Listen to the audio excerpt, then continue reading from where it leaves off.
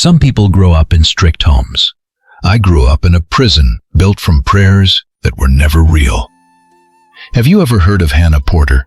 She was a YouTuber, though very different from most creators. Most people know who she is.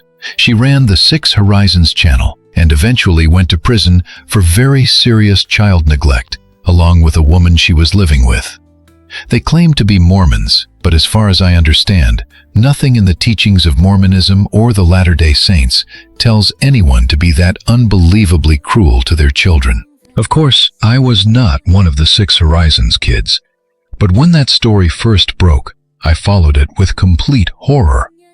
There were moments when I was shaking on the floor, crying, and even my husband could not calm me down. Only a hug from my sweet 10-year-old daughter could bring me back to myself. I am a mother too, and I cannot imagine any possible world where I would treat my beloved child that way. The Hannah Porter story upset me, not only because it was terrible, but because it reminded me of my own childhood. It unsettled me because it so strongly reminded me of my own childhood. When I finally got away from that nightmare at 18, I always believed I had experienced a rare and unusual kind of abusive upbringing. But seeing the Six Horizons story made me wonder how many other families like that exist, turning into their own private cults. Most people think dangerous cults are only strange groups of hippies in robes, harming celebrities, or moving to remote places and drinking poisoned drinks.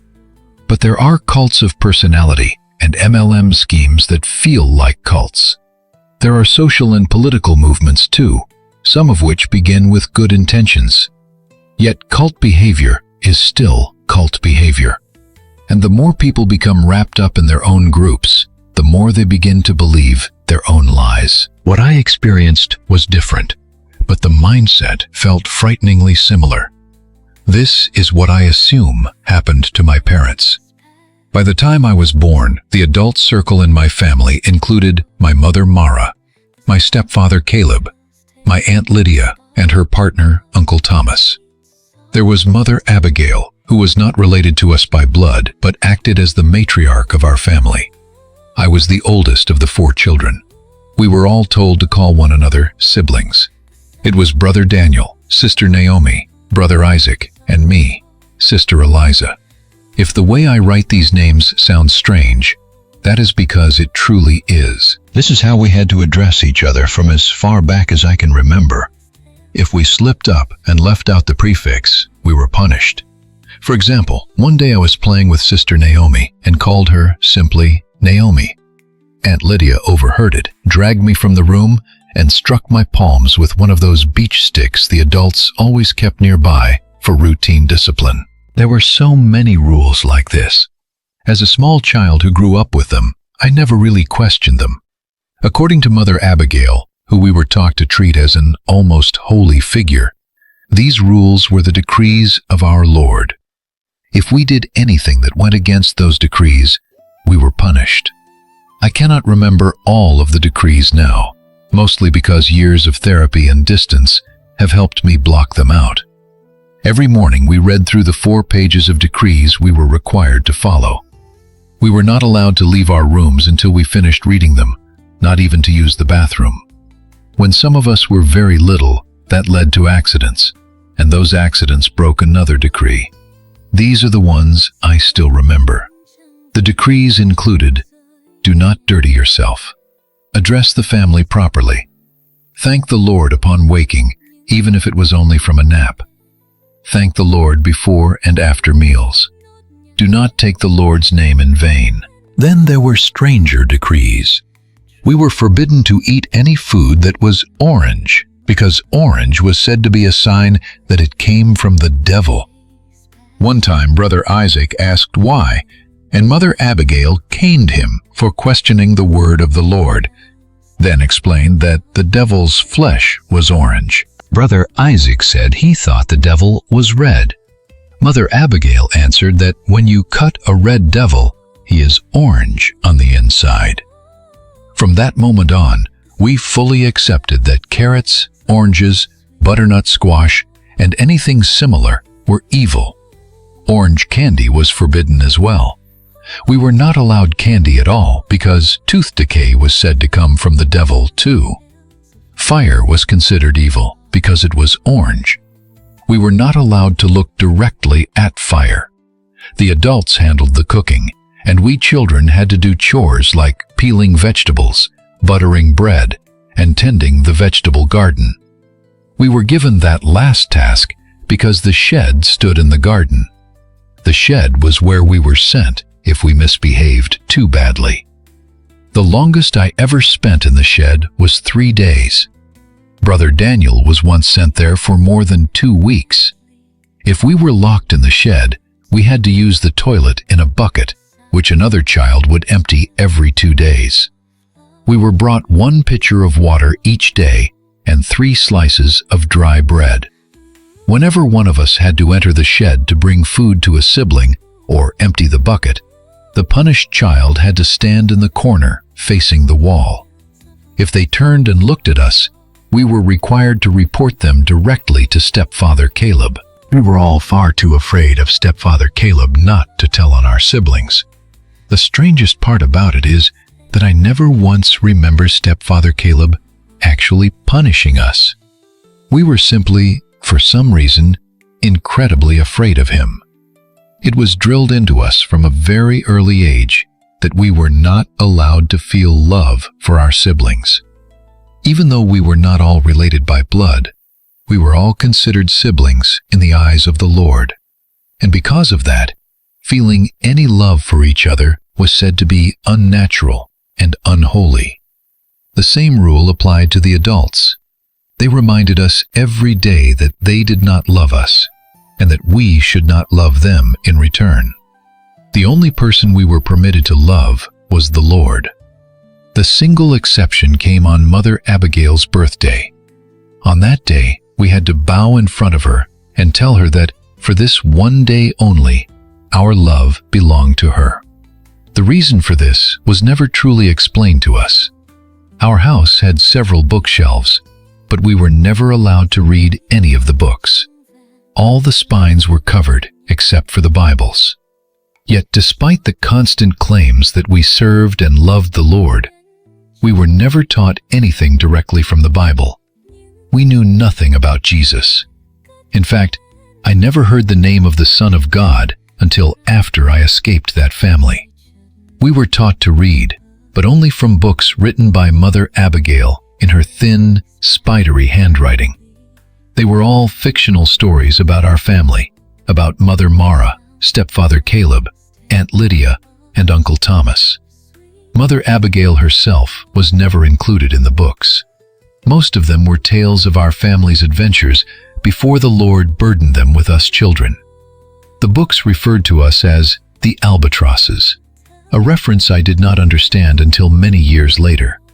Read the Rime of the Ancient Mariner if it is not familiar. In the books, Mother Mara, Stepfather Caleb, Aunt Lydia, and Uncle Thomas had fun and wild adventures. They went exploring mountains, they visited fairs, and they went fishing on lakes. They even solved mysteries. They had a pet, something the books called a waffle lump. I later discovered that all but one of the books were simply shortened versions of the famous 5 stories, rewritten by Mother Abigail to spread her madness. The book that frightened me the most was the first one. Stepfather Caleb was not in that book. Instead, there was a man called Father Grimshaw. Father Grimshaw was described as a wicked man who tried to lead the others astray. He guided them into hell itself, where he peeled away his skin to reveal the orange demon beneath. There he did unspeakable things to Mother Mara until Aunt Lydia and Uncle Thomas cast him into a fiery pit. At the end of the book, Mother Mara gave birth to me, Sister Eliza, and the Lord sent Stepfather Caleb to the family. But then, Father Grimshaw returned 3 more times, impregnating Mother Mara again and Aunt Lydia twice. And each time they drove him off with weapons, and then Mother Abigail was sent by the Lord to protect us.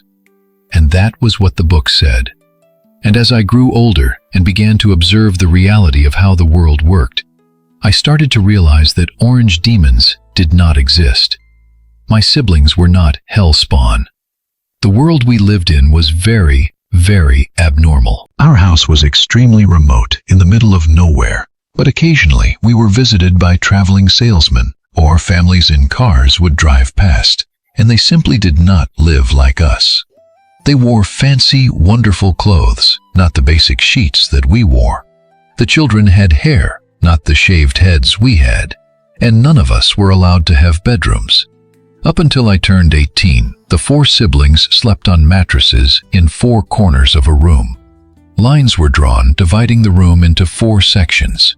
If one of us entered another sibling's quadrant after 8 p.m., we would be punished, and the punishment usually involved having our hands whipped or spending time in the shed. But there were other things too.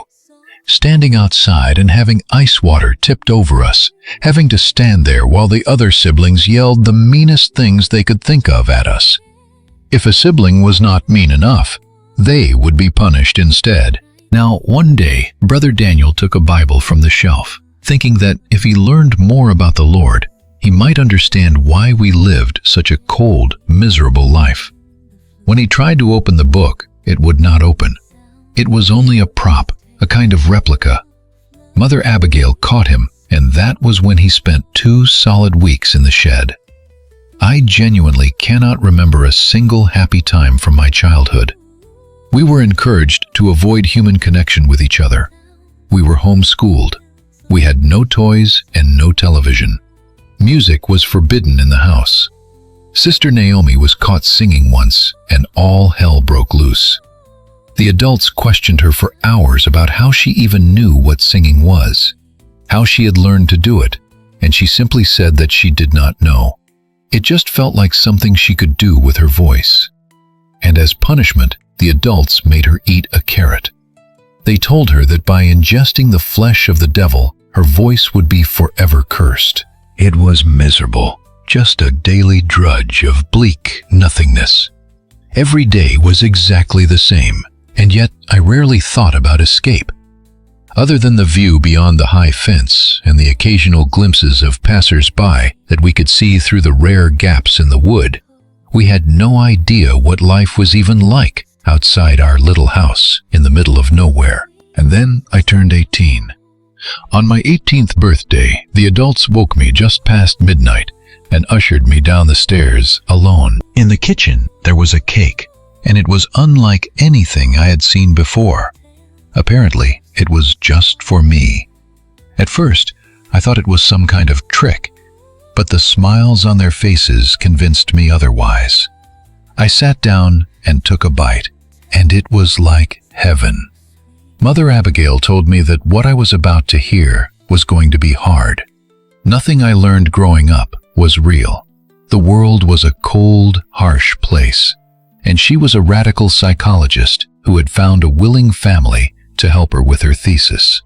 She believed that raising children without the concept of love and following a set of incomprehensible, inexplicable rules, and then introducing them to the idea of love and reality at 18, when they were old enough to understand it, would lead us to live the most fulfilling lives possible. She promised me that she had taught me everything I needed to survive in the real world. She told me that all of them truly loved me, and that they loved all of us kids. And in her words, this was her thesis. Robbing us of our childhoods would enrich our adulthood beyond anything any normal person had experienced. I am sure there was some kind of logic to this in her head. I am sure there was some kind of reason why 4 other adults had agreed to put their children through the coldest, most unloving hell to help her study her theory. Then came the kicker. Mother Abigail said it was entirely my choice. They were not evil people, but I was now 18, and they wanted me to stay with the family and become one of the parents. I would now be known as Mother Krista, and I would mother a child of my own. I asked how that would work if Father Grimshaw would return, and she said yes, but that Father Grimshaw took the form of different men. I asked whether the Lord had blessed all of this, and I asked if she thought she was doing the Lord's work, and they all sort of laughed at that. I think that is the part that hurt the most. The one being I had loved, the one Savior I believed might one day save me from this hell, and they did not even care about him. They did not even believe in him. I kept my calm. I said I needed some fresh air, and I walked out the back door. I sat on the ride-on mower that we used to keep the lawn trimmed, and I crashed that mower straight through the fence and just kept on driving. It was the first time that I had honestly seen the outside world. At that point, I flagged down a car, and they took me to the nearest town, into a police station, and I talked to them about everything. I expected my siblings to be saved and my parents to be arrested. What happened next was hard to believe. They got a warning and 6 months of regular visits from CPS. It was ruled that nothing they had done actually constituted child abuse. Apparently, lying to your children about reality itself is not a crime worthy of having your kids taken away. One by one, my siblings came of age, and they too left the cult that was Mother Abigail's family. We reconnected and started building our own lives. The first time we all got together and said, "I love you," to each other, the tears did not stop falling. After I left, the family did start treating my siblings better. The presence of CPS forced them into being a little more honest. By the time my youngest sibling had left the family, he said it was almost tolerable. I have never spoken to any of the adults again, and I never want to. Maybe they were not as bad as Ruby Frankie and her evil friend, but the psychological harm they did to us with their made-up lunatic cult is something I still feel today. From what I understand, the 5 adults still live together. Roger could not quite bring himself to cut them off, and he visits them and gives me updates from time to time. Apparently, Mother Abigail is suffering from aseptic necrosis. One of the pills she has to take for it, a type of ibuprofen, is orange. I sometimes wonder what the devil makes of that. The next story comes from my father. My father once told me that not every miracle comes from God. Some come from men who only pretend to know him. This is my dad's story, and he has given me permission to share it after a long cross-country trip we took recently. We hail from Tennessee. We have always been a Christian family. Mom and Dad raised me with a strong faith in God, and I raised my kids the same way. I will not turn this into a sermon, but my faith has given me strength in life more times than I can count. The scariest and strangest thing that ever happened to my dad revolved around a church and a preacher, though. Growing up, Dad's local church left a lot to be desired. He lived in a small backwater town with a small backwater church. While the townsfolk were God-fearing people, they did not hold the local preacher in quite the same regard as they held our Lord and Savior. Dad cannot even remember the old fellow's name, so we will just call him Pastor Grady. Pastor Grady was a pretty old man in fairness, but old beyond his years too. That was because he liked a bit of the sauce. You know what I mean without needing it spelled out. The local kids joked that he dipped into the communion wine, and Dad says that was pretty much true. One time, allegedly, he was so drunk during a sermon that he briefly fell asleep at the pulpit before snapping awake. He was a harmless guy. No one could say otherwise, but he hardly inspired passion and confidence in people, especially not in 1970 when the Vietnam War was still in full swing. People were losing loved ones, the state of the world was terrifying, and people wanted faith more than ever. It was difficult to go to church on a Sunday morning and listen to Pastor Grady slurring his way through another sermon about some dry topic that barely had any relevance to modern America. It was no wonder that attendance dropped until they were lucky to have 20 parishioners on any given Sunday. And then the circus came to town. I do not mean an actual circus, of course, although Dad has some pretty good stories about a traveling circus that passed through once. But this circus had a tent and a ringmaster, and there were no clowns or elephants in sight. It was one of those pop-up tent revival churches. It had a portable organ with a young and lively organ player, and it had a choir that could raise the proverbial roof. And most importantly, it had Pastor Nolan. If you have ever seen a movie or television show with a charismatic, larger-than-life pastor who throws himself around the stage preaching the Word of God with wild enthusiasm, then according to Dad, you have only seen half of what Pastor Nolan had to offer. He was everything Pastor Grady was not. He was young, energetic, stylishly dressed, filled with faith in the Lord, and most importantly, sober. The way Dad describes him, you would almost picture Jesus himself. He had long hair that flew wildly as he gesticulated during his passionate sermons.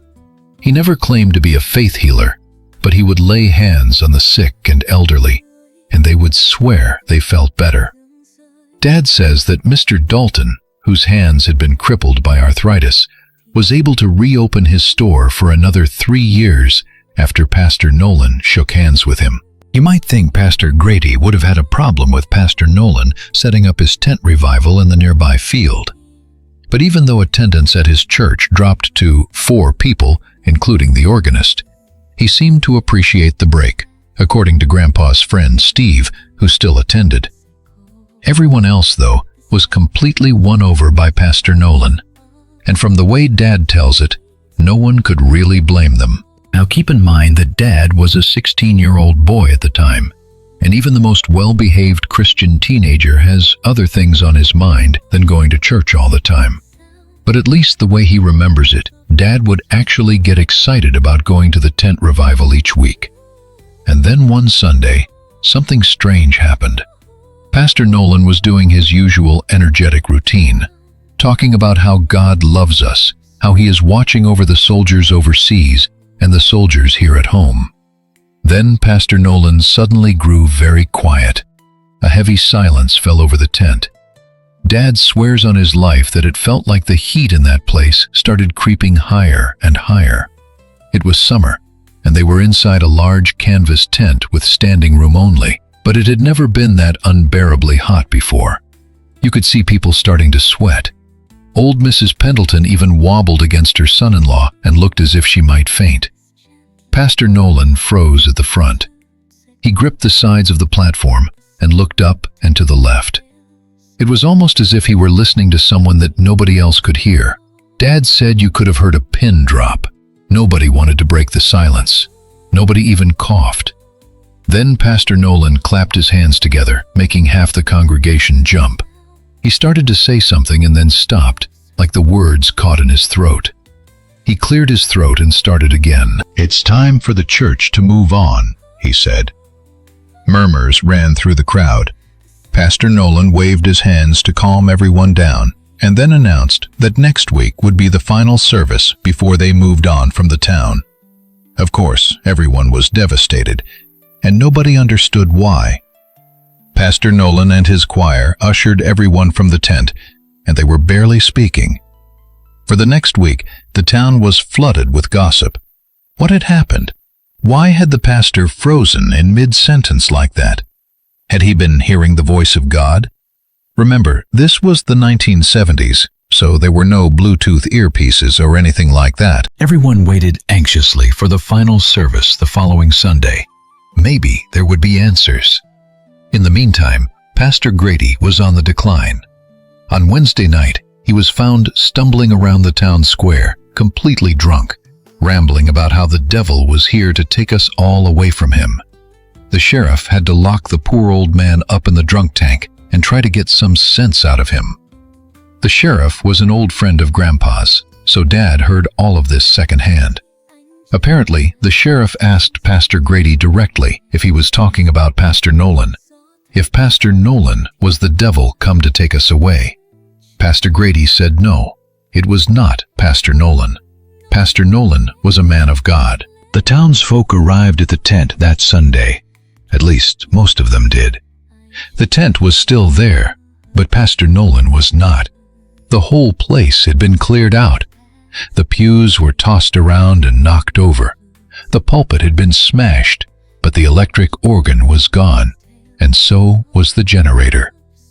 The trailers the pastor and his crew had stayed in were gone as well. They had left early and clearly in a hurry. Then someone named Walter Hensley came running up. He asked if anyone had seen his wife. He thought she had left for church before him, but he could not find her in the crowd. She was Margaret with his child, so where else could she be? A few other parishioners arrived soon after. The schoolmistress said her husband was missing. He was a meek, timid man who everyone joked had married a battle axe. As the day went on, it became clear that 12 people had disappeared along with Pastor Nolan and his choir. Most of them were people who had been in unhappy relationships. One of them was an 18-year-old girl who, rumor said, was being abused by her stepfather. One or two of the missing had no scandalous gossip surrounding them, but like Dad always said, you just never know. It soon became the popular explanation that somehow all these people had run away with Pastor Nolan and his church. And then the talk shifted directly to Pastor Nolan himself. The Manson family had recently dominated the news with their murder of Sharon Tate. People began asking whether Pastor Nolan was even really a pastor. Or was he some kind of cult leader like Charlie, who lured vulnerable people away under false pretenses? A lot of this gossip took place in the most natural meeting place for the whole town, the church. Pastor Grady was back on his feet by this time, and it seemed his stay in the drunk tank had scared him a little straighter. And when he overheard the talk about Pastor Nolan, it was like the old fiery Pastor Grady of Why had returned. How dare people say such things about a man like Pastor Nolan? Pastor Nolan was one of God's soldiers. The devil had come to our town and had set his sights on the missing 12. And like an angelic Pied Piper, Pastor Nolan had led them to heaven's gate. Of course, this explanation did not sit well with almost anyone, and it still doesn't sit right with Dad to this day. That could mean anything, couldn't it? Were these people victims of abuse whom Pastor Nolan helped save? Is that what Pastor Grady believed when he spoke about the devil coming for them? And what did he mean by leading them to heaven's gate? There is an addendum to this strange and unusual tale. Everyone who disappeared was a grown adult, and there was no evidence of foul play. Given the number of people who vanished and the testimonies that they all had troubled family lives, the police were not prepared to treat any of it as a missing persons case. But Walter Hensley would not leave it at that. He scoured the country looking for Pastor Nolan and his tent revival church. Every time he returned home, he had absolute murder in his eyes, vowing that whenever he found Pastor Nolan, he would demand answers about his wife, and then send the man to the Lord himself. It took him almost 8 years, but he finally found them. None of the missing people were present at the tent revival. But more than that, Walter Hensley refused to talk about what happened when he met Pastor Nolan again.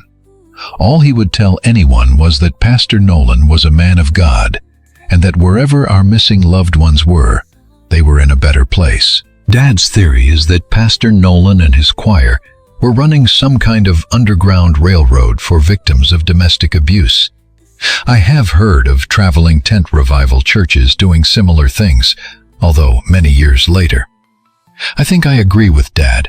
Pastor Nolan was helping people escape their bad situations, and maybe Pastor Grady even knew about it.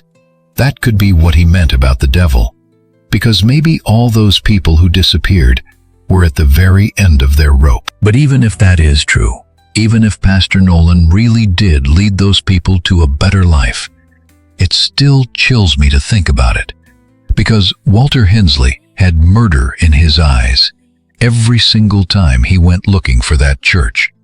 And when he finally found Pastor Nolan again, he came back a changed man. And we never talk about why.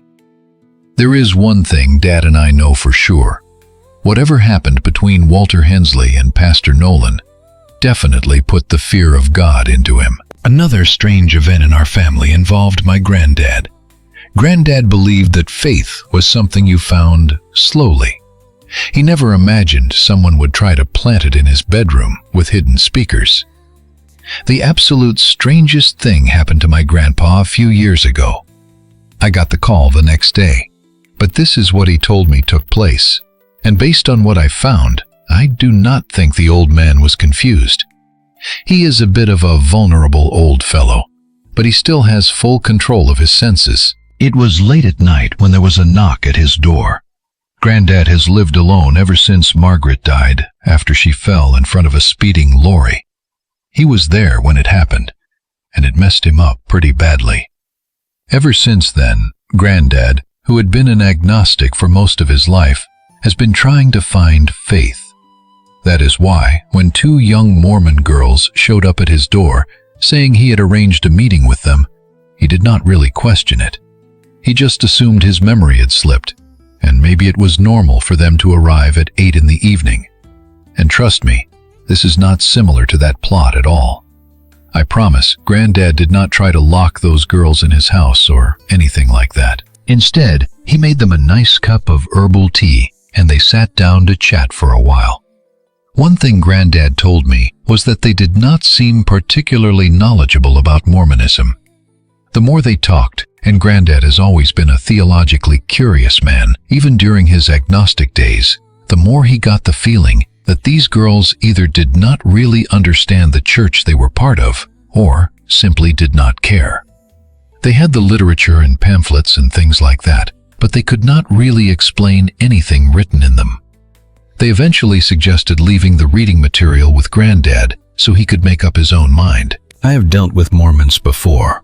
One of my best friends, Chris, is a Mormon, and I know from experience that Mormons can be very passionate about their church and their beliefs, especially the ones who go door to door trying to convert people. Granddad knew this too, and despite his age and the fact that he was slowing down, this started to raise alarm bells for him. The girls were called Grace and Megan. At least, that is what they said. Megan began asking Granddad about Margaret and what had happened to her. Being an old man who enjoys trips down memory lane, he started talking at length about his wonderful, beautiful wife, Dorothy, and the tragedy that took her from us. Near the beginning of his story, Grace excused herself to use the bathroom. Granddad got caught up in his memories, telling story after story while Megan listened. Eventually, the Granddad clock chimed at 9:30 in the evening, and Granddad realized that Grace had been in the bathroom for almost half an hour. He paused his storytelling and asked Megan if her friend was okay. Megan waved it away and said it was normal. Grace usually spent a while in the bathroom and not to be concerned. Granddad wasn't having that though, and I drilled into him over and over about scammers and weirdos, and he was already suspicious of these two ladies who were claiming that he'd booked an appointment with them. He argued that no, he would feel more comfortable if he went to check on Grace, and Megan clearly started to panic. Even though he was an old man with a cane, Granddad has a presence, especially a few years ago when he still lived by himself. Megan had no choice but to let him push past her and go find Grace. Grace wasn't in the bathroom. She was in his bedroom, sort of wandering around, looking at things, studying photos. Nothing inappropriate or anything he could accuse her of, but enough that Granddad really didn't want her poking around and asked the pair of them to please leave. Strangely, they were almost too happy to go, and they left a bunch of pamphlets and literature for him to read when they were gone. He went to sleep and had a pretty restless night. He spent the night dreaming about hell, he says, and he kept waking up convinced that someone was in the room with him, and the words, "The Lord will save you," kept bouncing around in his head. The next day, he called me over and told me everything. I was baffled. We searched the bedroom, and it didn't seem like they had stolen anything. but I found a little black speaker stuck under one of the shelves. Then there was another by the headboard of his bed, and a third stuck inside a bedside drawer. They didn't seem to do anything, though, and they didn't appear to be listening devices. They were just speakers. Next, I looked at the literature they left behind. The girls had told Granddad that they were Mormons, but this literature certainly didn't belong to the Church of Jesus Christ of Latter-day Saints. Instead, it was a strange fringe offshoot of the Latter-day Saints, purely local, and based on a quick search, they were not held in very high regard at all by our local Mormon population. In fact, a handful of former members said that they were basically a cult that tried to convince other people to make the church the sole beneficiary of their wills. One common thread I found with the few people who talked about this extremely fringe church is that their frail elderly relatives had all talked about having dreams in which the Lord told them that the path of the church was righteous. Some even said angels were speaking to them. I had a theory. That night I stayed over at Granddad's. He slept in the spare room and I stayed in his room working on my laptop until the early hours. Sure enough, at 1 a.m., the 3 hidden speakers crackled into life. They were simple, pre-recorded messages telling the recipient that the end of the world was near and they could secure their place in heaven by joining this fringe church and signing over their worldly goods. It is a fairly well-known scam, but I had never heard of one that actually used audio props and targeted elderly people in such a sinister way. Obviously, we called the authorities, and they took the speakers away and interviewed members of the church. No members of the church matched the description Granddad gave of Grace and Megan. So our theory is that they hired actors and crooks to play those roles, just so the church could deny any knowledge. Sadly, the investigation never went anywhere. And while Granddad avoided becoming a victim, I am sure there were other vulnerable old people who joined the cult, church, and spent the last days of their lives in poverty, waiting for a salvation that would simply never come. I went to boarding school expecting strict teachers. What I found instead was a cult made out of bored teenage girls. The strangest cult I encountered myself happened at boarding school.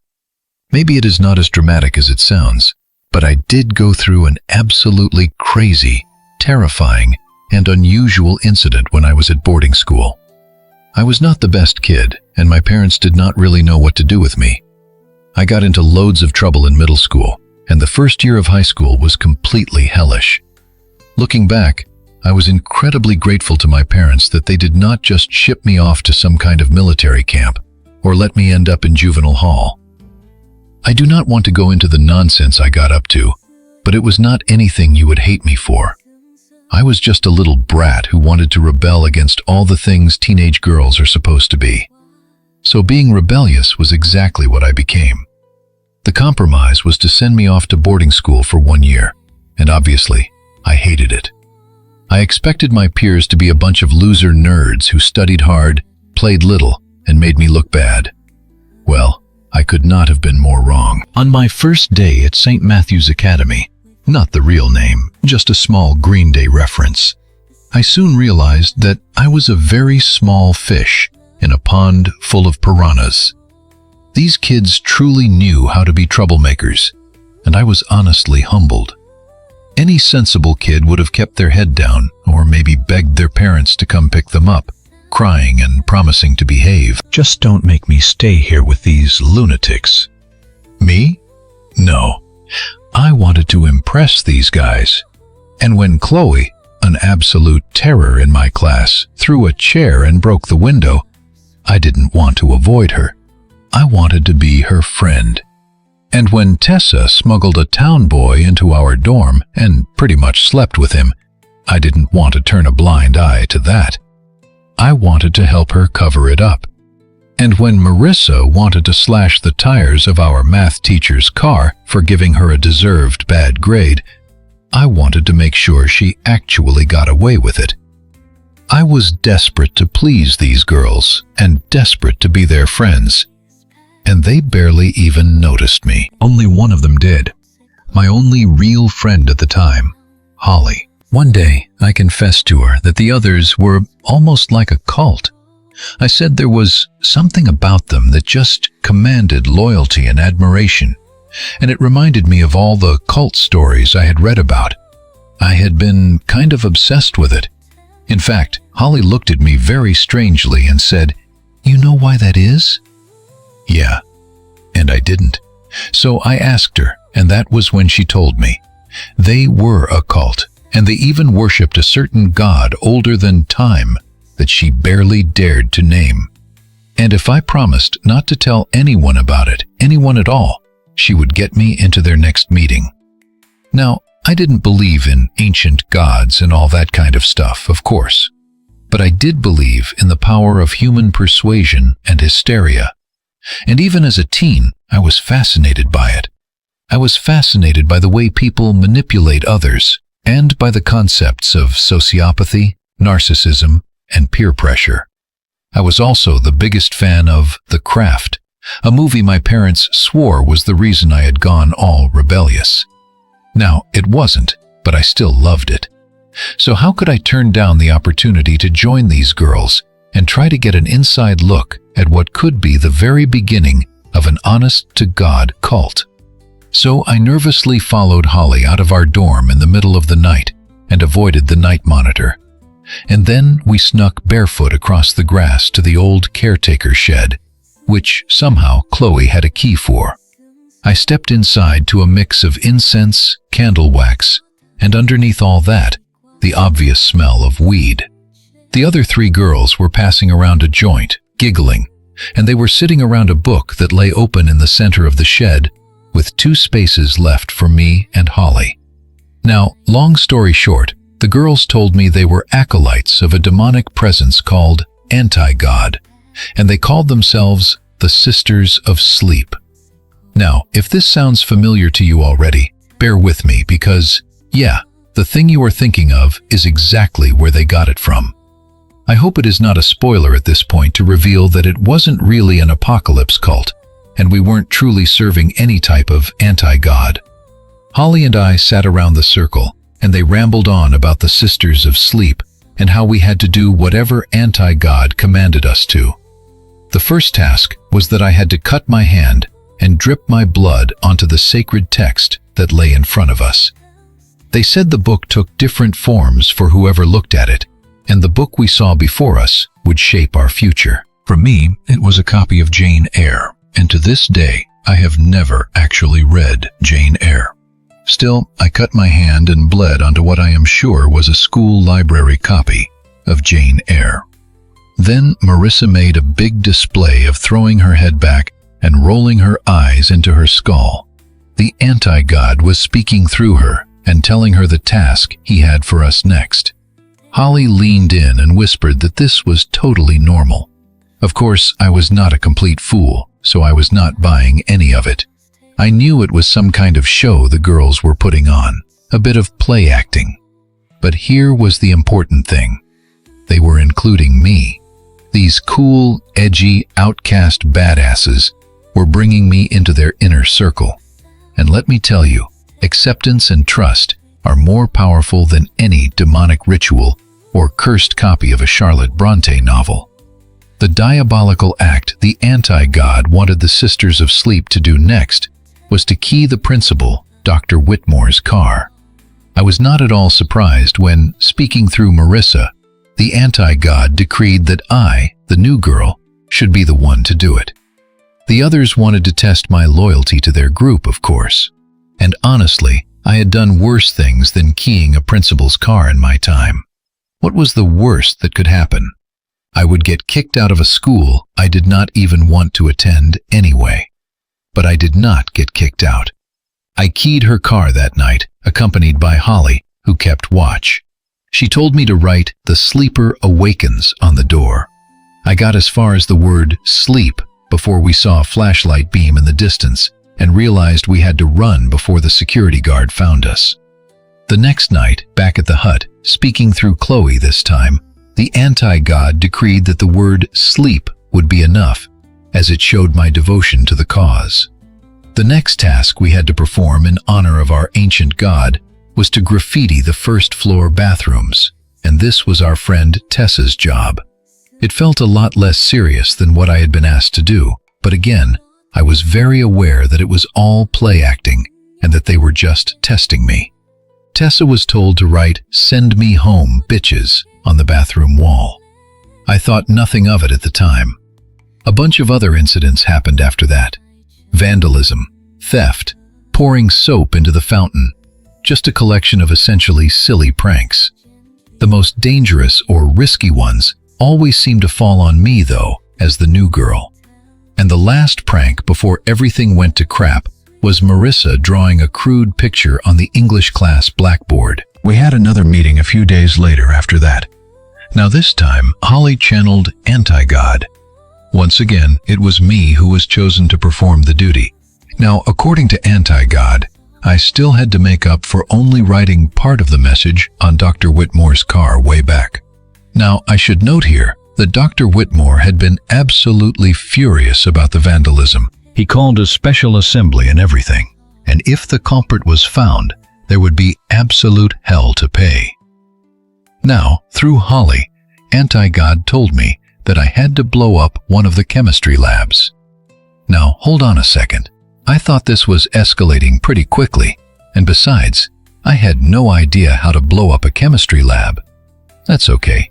Chloe said anti-God had pointed her to a book that would show me how to make an explosive using chemicals that I could find at the lab itself. How convenient. I really didn't want to do this, and this was obviously too far to go for an imaginary cult that I didn't even slightly believe in. But I just wanted to fit in. But these girls were so persuasive. They talked about things anti-God would do to me, but they were obviously talking about themselves. I don't even want to repeat them here, but these delinquents made it clear in no uncertain terms that if I didn't go along with their plan, they would do very, very bad things to me. The next day, Holly took me aside and she confessed to me that, of course, anti-God wasn't real, and the whole thing was just some setup. It was, in fact, some nonsense they had gotten from a movie called Prince of Darkness that they'd all watched last Halloween. I still never watched that movie either. It's still on the pile, along with Jane Eyre, and one other thing that you'll find out later. I told her I knew, but that I really wanted to be friends with these girls. Holly told me that's how it all started with her, too, and how she was essentially trapped. She felt if she didn't do what they said, they had blackmail material on her that would not only ruin her, but shame her parents, and possibly even land her in jail. Now, we talked for hours that night, and with Holly's guidance, decided that the only real course of action was to set the explosion in the chem lab. So I did. Obviously, it didn't blow up the whole room or anything. It just caused a fire in the chem lab that did a little bit of damage. Chloe had done her homework, and I forget the details, but I was able to set up a chemical reaction that gave me enough time to get quite far away from the classroom before it went off. And with Holly and the other girls keeping watch for me, there was no chance of me getting found out. So that caused some chaos at the school for a few days. Everyone was focused on who had blown up the chem lab, why anyone would do this, and things like that. So focused, in fact, that security was pretty lax when the other girls, without my knowledge, broke into the principal's office. They showed me their spoils at their next meeting. They had stolen all of their permanent records, and this was their master plan. Cause chaos at the school, then steal our own files so any past indiscretions would be wiped from history. This was the late 90s, so it was before most things were digitized. I guess that made sense to them, but I pointed out that it really did not make any sense. People had memories. Chances were those records were just the principal's own copies anyway. I tried to be as nice as possible. I was trying to help. I did not want to undermine their plan, but these girls did not like being contradicted. Who was I to disagree with their master plan of the anti-God? Was I some kind of heretic? That led to an absolute fight where I told them that I knew the anti-God was just some nonsense from a movie and the whole thing was a big joke. They did not deny this. In fact, they just laughed at me. They told me I was the one who did not understand.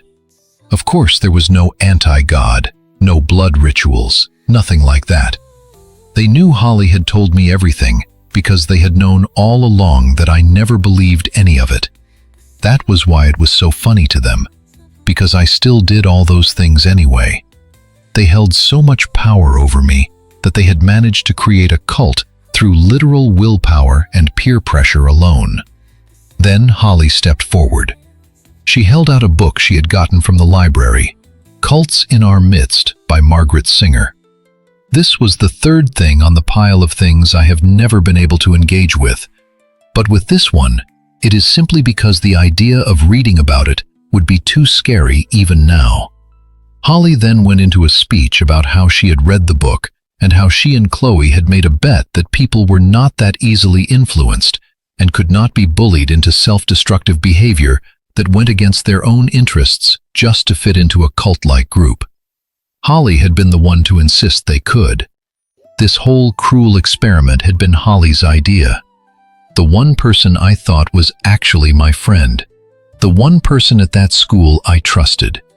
The whole time I was just her plaything to prove that some human beings are weak and mindless enough to be influenced into cult-like behavior for nothing more than boredom. And I was chilled to my core. What was their end goal? They had pointlessly stolen their own permanent records for no real reason. And I found out the next day when the principal and some members of staff were waiting for me. They were holding a bunch of folders, all of which they had found tucked under my mattress after some anonymous tip.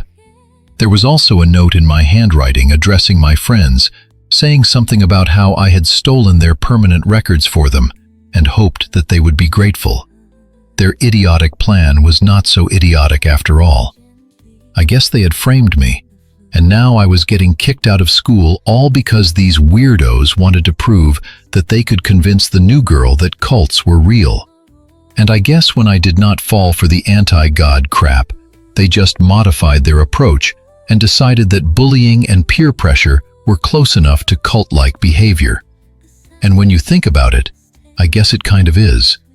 I got kicked out of that school and began the most depressing, bleak period of my life. My parents did not believe me, of course.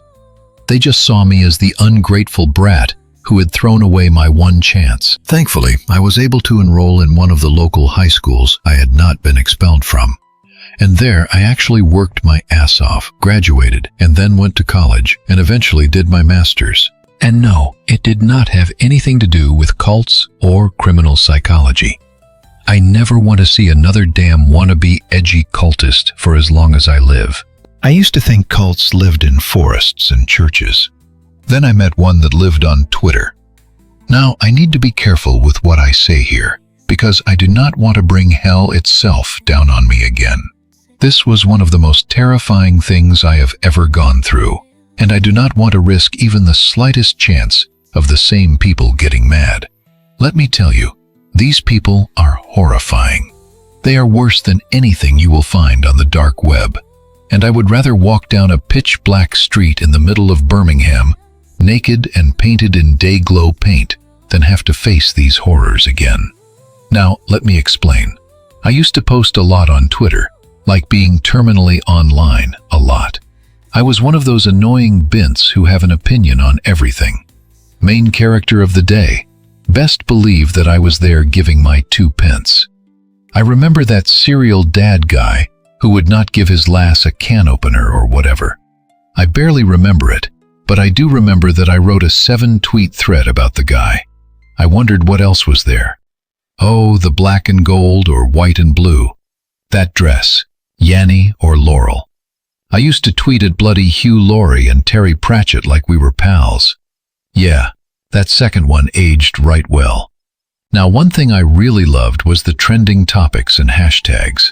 It was almost like a delicious menu of completely meaningless crap that I just had to have an opinion on, whether I actually had an opinion on it or not. I mean, why the hell did I get into a 2-day-long row with people about the YouTuber Ninja? I still told him to go suck a dentist thanks to autocorrect, and managed to get into a row with Ninja stans. The best part is I thought the hashtag was about the guy from Dawnfort. I don't give a crap about Fortnite, but I sure as hell know a lot about Tyler Ninja after his fans told me numerous ways in which I deserve to get touched. All of this pales in comparison to the really terrifying event I got myself into, though, and it was for equally stupid reasons. I can't even explain who I'm talking about exactly, but I'll just say this. The hashtag I saw was a color combination. A color combination I don't like. It also happens to be a band, a pop band of the K variety. Now the irony is that after this whole incident, I actually listened to them and do love them. I also really love that song by Rose about meeting her at the Apatapete. Hopefully this is now clear enough without me saying any exact keywords that will get me flagged on Reddit, or if I'm especially lucky, if you include this in a video. So anyways, what I saw was the hashtag of the band name, and I thought that it meant the color combination. So I posted hashtag band name effing sucks. Then I logged off, thought nothing of it, and went and had dinner with my boyfriend. When I next checked my phone and saw 99+ notifications from Twitter, I had a sinking feeling. Could people really be that mad that I didn't like the color combination? So before even unlocking my phone, I said to my boyfriend that I tweeted, "I don't like black and pink together, and I think people are really mad at me." He looked at me like I had just told him that I ran over a dog, and that's when I knew that I had absolutely effed up and was about to find out. He asked me if I was sure that's what I said, or if I said that I didn't like a very similar sounding band. I said that I didn't really know, and that's when he explained to me what K-pop stans are. Considering what a terminally online dumbass I am, how this escaped me baffles me to this day. We looked at my phone together, and it may have shown 99+ notifications on my display screen, but in reality, it was well over 1,000 tweets. I can't even repeat some of the things they told me should happen to me. I was told that I should be peeled apart from various orifices. One person wrote a 10-tweet fan fiction about me choking on centipedes, which they dug up from my profile and found out I actually had a phobia of. Of course, this also involved a bunch of people sending me photos of said insects, the British and American kind. Have you ever seen the first Terrifier movie? One Twitter user sent me a GIF of the girl being sawed in half by Art the Clown up the middle. If you've seen it, you know what I mean. And they sent this to me 14 times. Thankfully, my direct messages weren't set to public, but that didn't stop a few people I did follow from sending me abuse as well. No friends, of course, but just some folks I had pleasant interactions with in the past. And the abuse did not stop. In the end, as much as it pained me to do so, I deleted my Twitter altogether. Over 10,000 banger posts completely gone. But of course, then they found my Instagram, my Facebook, my poor old mom's Facebook, and my LinkedIn. They found the coffee shop where I worked. That was where a big revelation came from. I got called into work, and my boss, who was thankfully a good friend of mine, told me to listen to something. Our answering machine was full. The things those people were saying were vile, terrifying, and threatening. Or they would have been, if not for the fact that about 80% of the callers were clearly under the age of 14. I was being harassed and tormented by literal tweens. Some of them were older, sure, and there was one very camp-sounding Irish guy who went into detail about eating my toes. I asked my boss what she wanted to do. I even offered to quit, and she said no way. Mostly because it would not help. These people were unhinged kids, and they were going to keep calling whether I actually worked there or not. Instead, she and my boyfriend practically marched me to the local police station, and we told them everything. It turned out there was not much the police could do when you're being harassed by wild kids. The sheer number of strange people bothering me had to mean it was being organized from somewhere, but trying to figure out where was absolutely impossible. Where do K-pop obsessed kids even go to hang out? Tumblr, maybe? I honestly had no idea. Neither did the police. There was nothing they could do, or would do. Then it finally died down. The cult of K-pop fans decided to leave me alone. What a relief. Scary story over. Let that be a lesson to you. Do not insult a band. At least I came out of it unharmed. Just kidding. If you have ever run afoul of bored tween fan culture, you know they do not stop at normal things like death threats and harassment. Just when I thought it was safe to go back to normal, I went downstairs one morning and saw something strange sticking through my letterbox. I got closer, wondering what on earth it was. Someone had shoved a dead pigeon halfway through the slot. It had gotten stuck, but not before the insides had squished out of its beak. Judging from the state of decomposition, I was pretty sure the pigeon had already been dead for a while. At least I did not have its death on my conscience. I tried to convince myself it was just some coincidence. Maybe some other random lunatic had shoved a dead pigeon through my door. But no, of course not. When I pulled the carcass from its resting place, I found a black and pink ribbon tied around its neck. There was no question about it, and this was surely not some little kid. Of course, we told the police, who dusted for fingerprints and all that sort of thing. I do not know if they actually dusted the letterbox or the dead pigeon, or what exactly they checked, but unsurprisingly, they found nothing. That same day, my boyfriend installed a Ring doorbell, and I suppose that scared whoever it was away, because nothing else ever happened at our home. Unfortunately, this wasn't the end, though. One day, I was on the other side of town picking up supplies from the coffee shop where I worked as an assistant manager. I had parked down a side street and gone in to see our supplier, who provided a particular brand of imported coffee that no one else in town carried. And because of that, we had a fairly friendly relationship. So I hung out with the guys for half an hour, telling them about the strange crap I had been experiencing. When I came out from the back of their warehouse on that completely empty side street that nobody ever used, my car had been spray painted. Now, I'm sure you can guess the two colors that covered my little Honda Accord. The cult remembers is what it said on the windshield. I called the cops again, and not only was there a security camera in the alley, but it was working too. This time, the K-pop cult member wasn't some tween girl, but was actually an adult man. I never saw him myself, and the cops handled everything, because there was no need for me to be involved. He made no effort to hide his face, probably because he had no idea a security camera was watching him. And I can only imagine how the officers reacted, watching a grown man, who I was told was in his early 40s, jumping around my car and spray painting pink and black graffiti all over it. Was he dressed in band merchandise? I wish I knew. It made me think, if crazy fans like this can behave so terrifyingly toward me, what must it be like for the artists themselves? Imagine being Taylor Swift, for example, knowing that a muscular bearded guy is out there threatening to kill people if they do you wrong.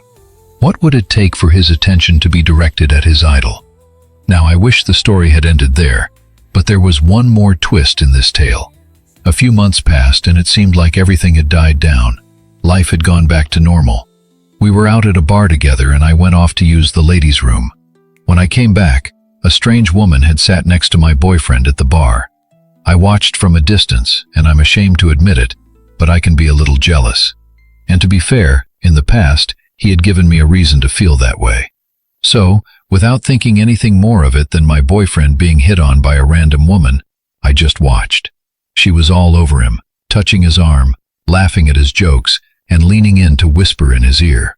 And he was eating it up like the chump he was. I watched from around the corner of the corridor leading to the restrooms as this woman reached down and began fondling my boyfriend. He didn't resist.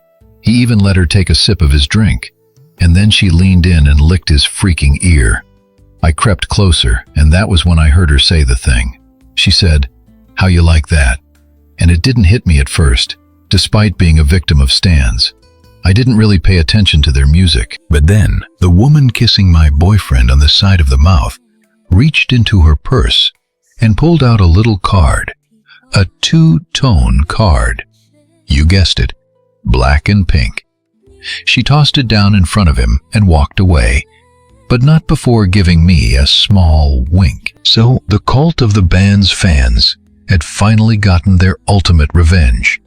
One of their unstable followers had seduced my boyfriend right in front of me, and the sweet little guy had been enough of a fool to fall for it.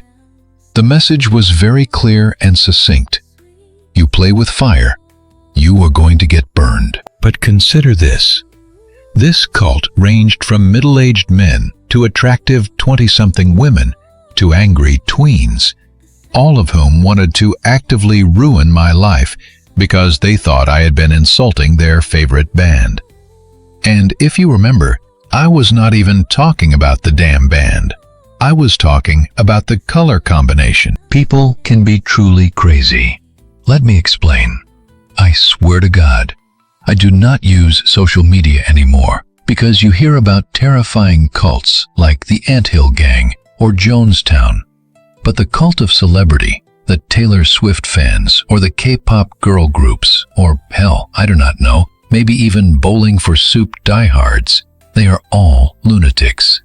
People can find anything to worship, and people can find anything to use as an excuse to go absolutely frothing crazy.